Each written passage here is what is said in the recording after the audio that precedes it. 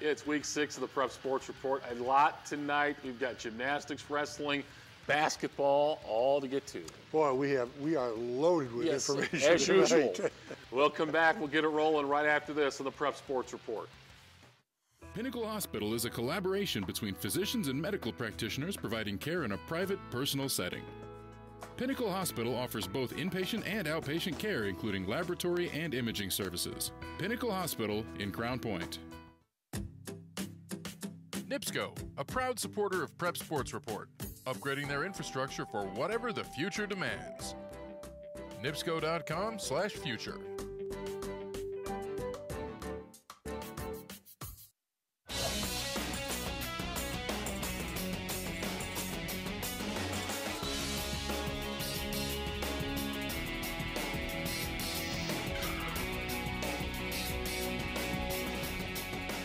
Week 6 of the Prep Sports Report, ready to get things going. And let's start with some big gymnastics, Wayne, because the last 2 state champs met earlier this week in a battle of undefeated gymnastics teams. Boy, this was a huge meet this early in the season. There's no doubt about that. And some big-time scoring going on in this meet. On the beam, Valparaiso's Siley Miller, she placed 3rd in this event with a 9.275. And look at how still she is on the beam. Very, very, this is a great dismount. I really like this dismount. Yeah. Excellent job. Valpo's Hannah Wilson was 2nd on the beam, 9.425. She was 2nd all around, 37.625. And the Lady Vikings went off for 114.175. That is a huge score. That has to be one of the top scores in the state this early. I think they were beaten in Fort Wayne at one of those invitationals they go to earlier this year, but they were pretty good on this night. Michelle Miller on the uneven bars. She got 2nd on this with a 9.625, but she's a veteran. She's been on the team, and she has done very well, and she's got now a kind of a leadership role for Valparaiso. Wow, great dismount there. 38.25 she accumulated on the all-around. And you know this name, Algozine. This is her younger sister, Jenna Algozine. Boy, she following along.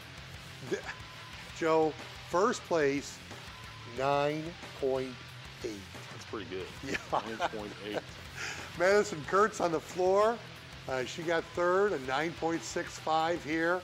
Kurtz won the round off. She won the vault with a 9.6. This is, I believe, her senior year. She might be a junior, but she definitely is a team leader in this for Portage. This is Wilson again on the floor. She got 2nd place with a 9.75. Madison Kurtz was 3rd in the all-around, 37.575. These two teams will see a lot of each other in the next few weeks, Wayne, with the conference meet, possibly sectionals and regionals. So maybe an early statement by the Lady Vikings. Oh, definitely. I think that 114, you get a 110 at this point, and you're doing well. And the Vikings obviously made a huge statement, but it's something that Portage has to shoot for now. Wayne, I want you to know that Caleb Beasley is yesterday's news. Is he? Well, he's still here, I guess. Oh, okay. But we have a segment headed to the break. Faces in the crowd. Crown Point High School demanded equal time, and we've got Crown Point senior Alexis Burdine, who's stealing the show away from Caleb, who appears to be a has-been at the age of 15. You know, the easy come, the easy go, right? Yeah. Let's go to this, and we'll be right back after this timeout. We traveled to Crown Point High School to get the people's take on the region fan experience. Let's go. What brings you out to the game tonight? Just to support the basketball team tonight and just to have a good time with friends. I'm playing tenor sax for the pep band here at the basketball game. It's a really great experience. Everyone comes out here, has fun. What brings you here tonight? to watch my best buds play basketball. Is the turnout usually this big? A lot of people came out to support Breast Cancer Awareness Night and the special needs kids. I'm usually too busy to come out, but I made sure I came tonight because I wanted to be here for this game. This game in particular, has anything happened that has really made it a great experience for you? Mainly the crowd here and just like the cheerleaders, the atmosphere is just awesome.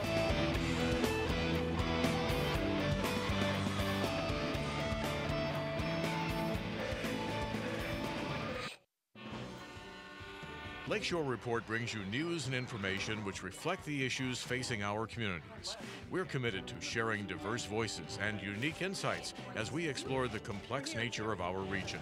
In-depth reports, interviews with local leaders, and spotlights on local culture, all on Lakeshore Report, Fridays at 7 on Lakeshore Public Television. I'm Kristen Estes. This is Lakeshore Report.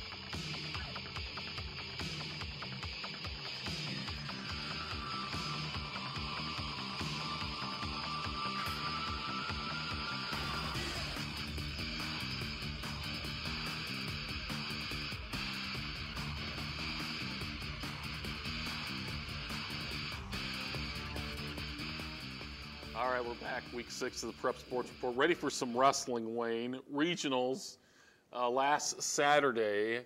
We were at Crown Point. Let's check out some of the action where the Bulldogs were the favorite to win the team title. But Valpo had a great meet as well on the mat. Here's a little Crown Point action right here. Jonathan Morin against Austin Line and at 113, and Morin won this one. Get some near fall points there. I think 6-1, 6-1, and he was the victorious regional champ at 113. Jack Tolan of Chesterton in the goal, working a takedown right there against Austin Torres of Crown Point. And this one on a 6-3 count.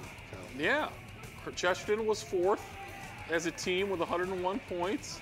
Escape there for Tolan is a point for him, and he's trying to work another takedown right here, and he gets one right there, a two-pointer, and he went on to win 6-3 at 120.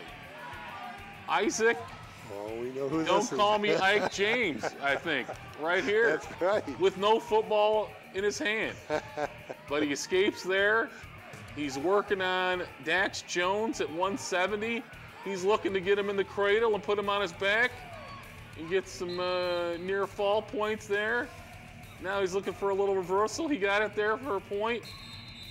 13-5, Ike James wins at 170. That's Isaac. Don't call me Isaac. Ike James, I think is who that is. At 195, John Bigby in the gray against Justin Akers. Hey, Lowell, we got some video of Lowell winning a couple titles here. Bigby, we're going to see a little pin. We're going to see him roll him on his back right there. 123. Yeah.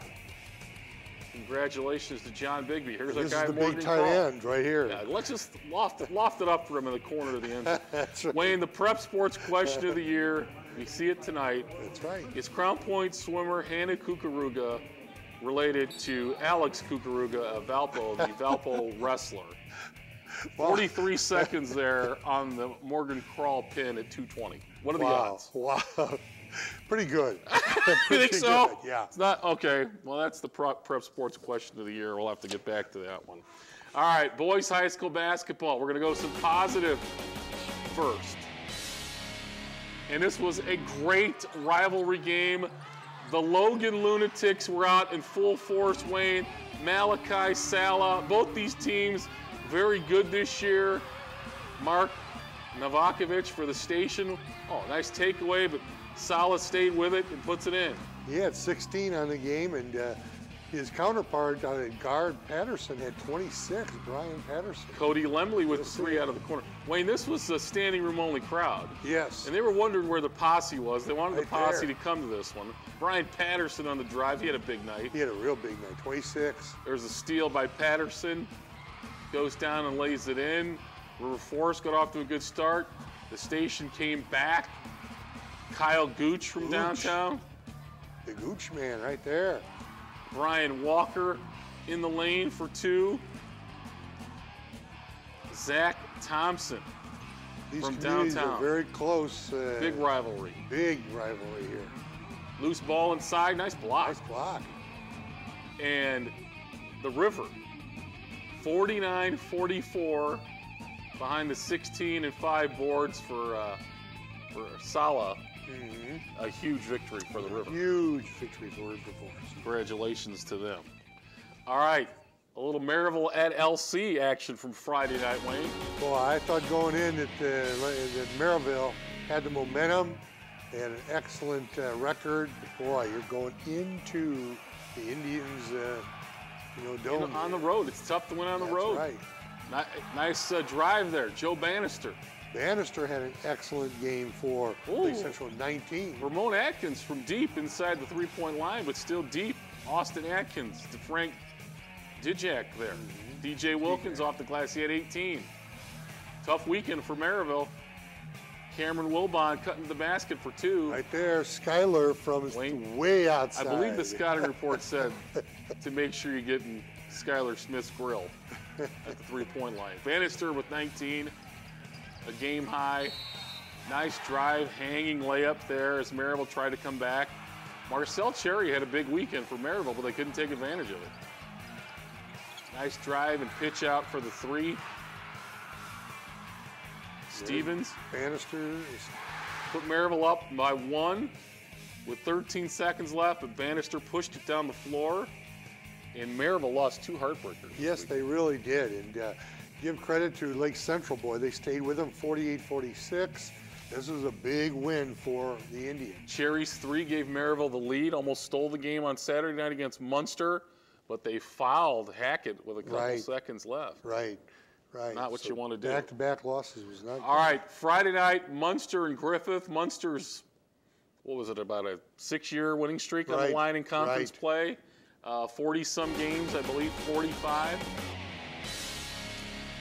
Boy, this was an overtime win for Griffith, but Griffith played very, very well. Adam Ostich there. Anthony Harris in the lane.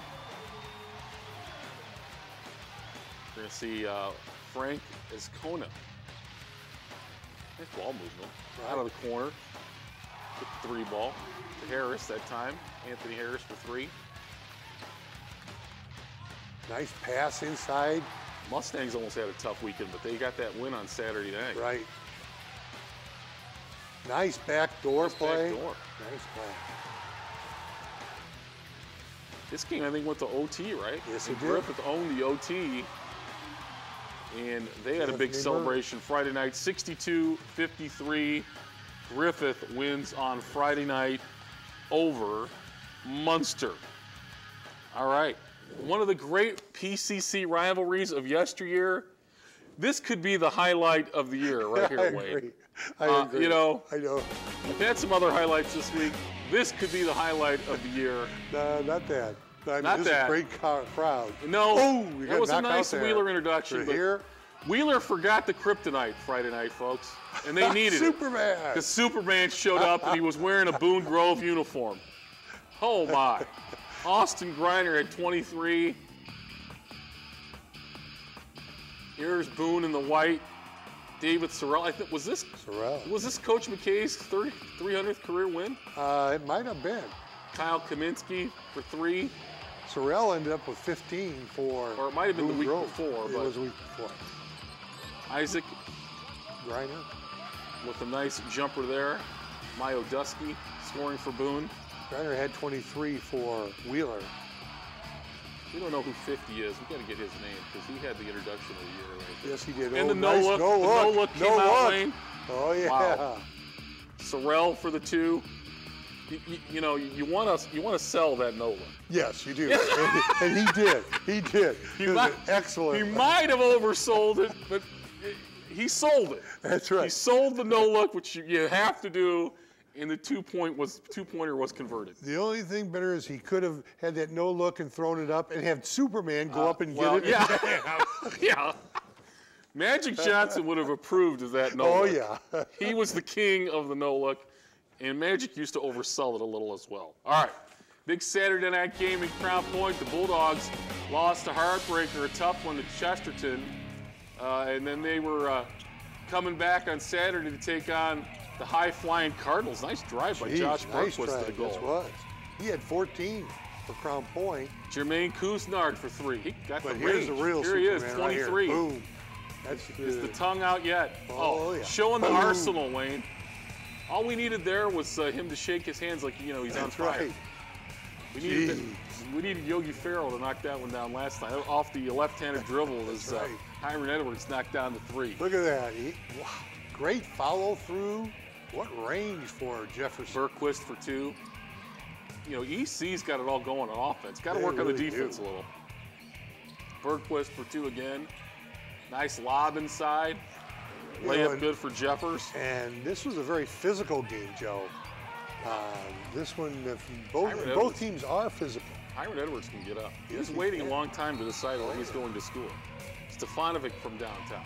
He wanted to shrug the shoulders a little. And Bukowski for 3. EC, though, opened up the margin late. 68-58. Pretty good effort by Crown Point, but East Chicago's just got it all going right now. 19 points for both Edwards and Jefferson. It's going to be tough to stop one of those two, let alone both. All right. Alexis and Caleb were back out at it, Wayne. Football or basketball? They were asking the crowd. We'll be right back. We travel to local high schools to get the people's take on the region fan experience. Let's go.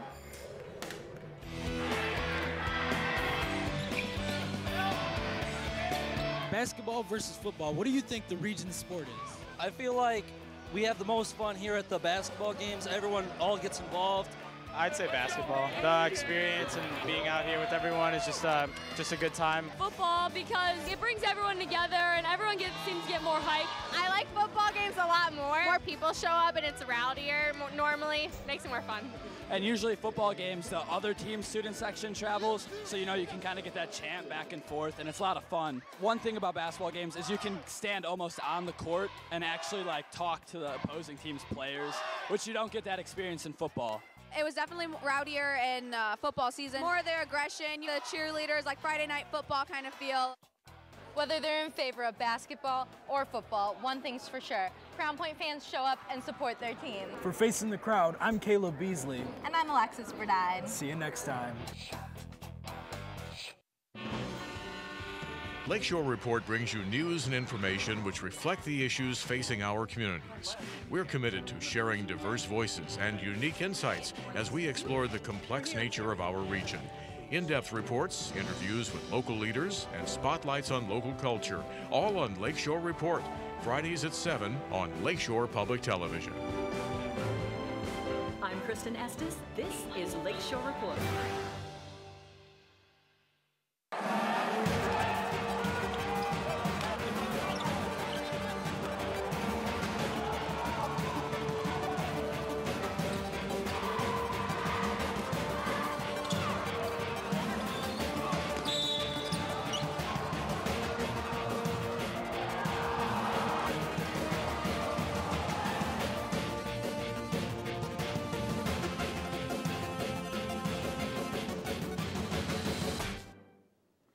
All right, back on the Prep Sports Report. The kids did a nice job on that They segment. sure did. I like that segment. If I was Caleb, I'd be sweating my job. I know. Alexis was very composed, wasn't she? Yeah. All right. Very, very difficult incident with the fight between Hammond and Griffith on Saturday night, Wayne. And a lot of folks have obviously seen the video. It's been all over the internet, all over TV. Right. And the IHSAA ruled earlier this week that both teams would be suspended from competing for the rest of the season. Here is part of their statement. It's posted on our Facebook page as well, the link to it. And really, some folks are arguing it. Really, I do believe the IHSAA is justified in the decision based on the video that I saw. Totally. You cannot leave the bench. Yes, it was a hard foul. Yes, they should have probably ejected, Eccles, but you cannot leave the bench. And that's rule number one. Everybody knows that's you can't. hard. And as a coach, you tell your players that. But when that situation happens, and as we talked before the show here, the JV, they were already chatting at social one another. media. Social media was another thing. There was opportunities to take care of. There was opportunities for the adults to get this probably under control before what happened.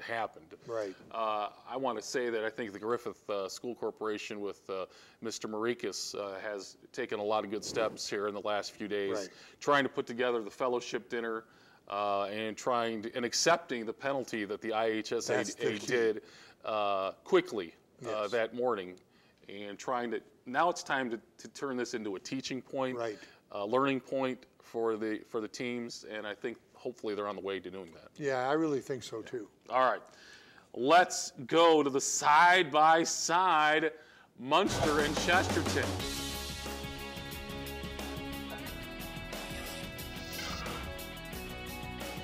This is a Tuesday night game, and it's a big one. There's a lot of games on Tuesday night now because a lot of games have been canceled tonight due to the weather. There's a lot of games tonight that were canceled. Thursday night, that's right. That are canceled now. Some the Valpo Chesterton games been pushed to Saturday afternoon. A lot of games moved to Tuesday, Wayne, coming up next week. Yeah. But this is a big one. Munster at Chesterton. Chesterton is home, and I know that, Palambizio and Lewis have been playing very well for Chesterton. But I think Munster's kind of on a roll. I mean, they beat Maryville, they beat Valpo. This is going to be a good test for Munster to see what team shows up. I'm taking Chesterton. Okay. Just because they've been a different team on their home floor. Right. I totally agree with you. This could be. And the check mark's on fire, Wayne, even though you really don't want to talk about it. What is this, 3-1 now? It's 70-some percent. 75%. Wow. I don't think there's any doubt, and I think Chesterton felt neglected when they didn't get the check mark a couple weeks ago. Yeah. So we'll see how is that why we both had to wear, I believe so. We'll see how they play with the check mark on their back, ready to fire up for this ball game against Munster. Well, We'll see. All right, time now for the rest of the picks. Time for Wayne's World.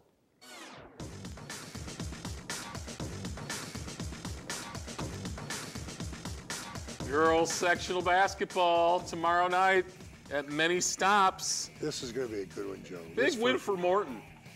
Girls over Lowell. Lake Central and Westside. Rematch from last year. Yep, Westside took them out. That's right. LC Lady Indians have had this one circled on their calendar. Right, but I am picking Lake Central on Saturday over East Chicago, just because I think that they're better balanced right now. But East Chicago, give them a game. Maryville and LaPorte, you're trying to bait me into taking the Lady Slicers. Maryville not that impressive, although Crown Point played very well earlier this week. LaPorte has a great record, only lost 5 games, I think, this year, and Maryville's coming on. Maryville's peaking at the right time. Yes, they are. That's the thing. And so is Valpo.